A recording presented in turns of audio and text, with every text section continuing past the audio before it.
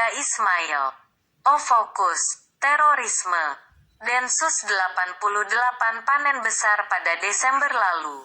Pasalnya, 23 terduga teroris, termasuk pentolan Jamaah Islamiyah, Zulkarnaen alias Arif Sunarso dan Taufik Buluga alias Upik Lawangga, dibekuk sebelum mereka melakukan aksi. Setelah hampir 3 dekade kemunculannya, inikah lonceng kematian bagi Jamaah Islamiyah, J, sebuah organisasi lokal berjejaring global ini?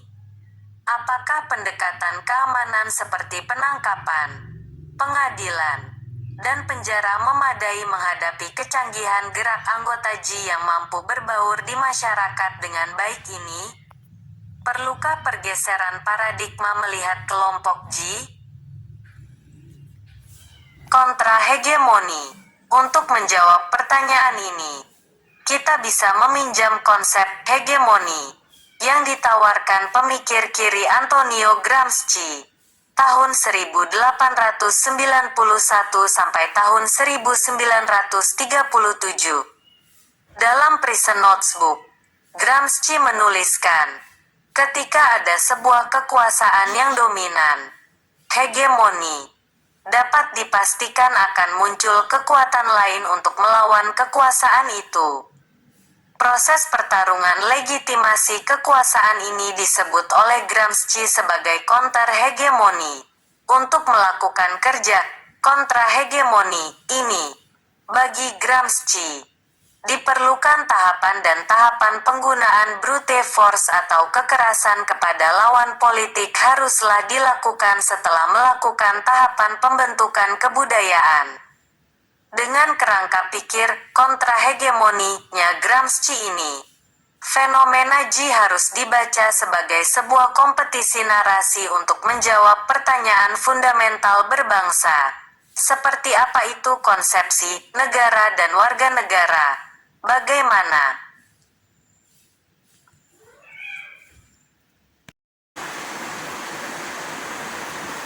dengan mengusung narasi besar di atas, sulit rasanya membayangkan jalan akan berakhir jika negara hanya mengandalkan pendekatan keamanan. Pendekatan keamanan tentu sangatlah penting. Namun, pendekatan ini hanya mampu meredam salah satu aspek gerakan J, yaitu aspek militeristik mereka. Adapun aspek kultural J yang dibalut narasi kontra-hegemoni itu belumlah tergarap dengan baik. Disinilah letak daya lentur J menghadapi pendekatan keamanan ini sangatlah jelas.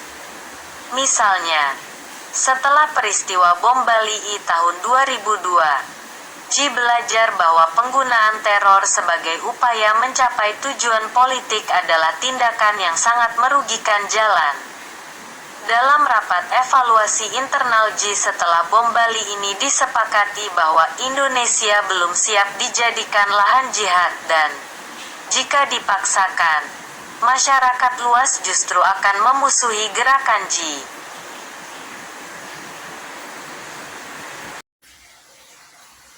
Berangkat dari kesadaran itu, J mengubah cara kerja mereka dengan mengusung konsep jihad tamkin.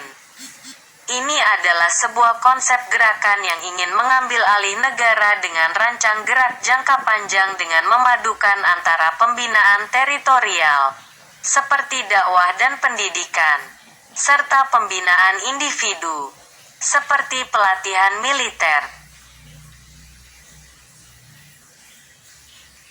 Tangan dingin para Wijayanto, pemimpin Jin yang tertangkap pada pertengahan 2019 di Bekasi. Konsep jihad tamkin ini dioperasionalisasikan dengan penguatan ekonomi jalan.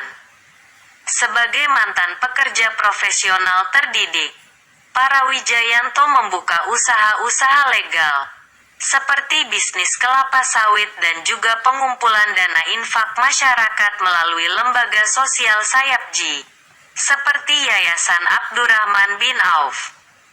Dalam aspek pendidikan, menurut salah satu petinggi Densus, Paling tidak ada 63 sekolah yang hari ini diduga berafiliasi dengan JI.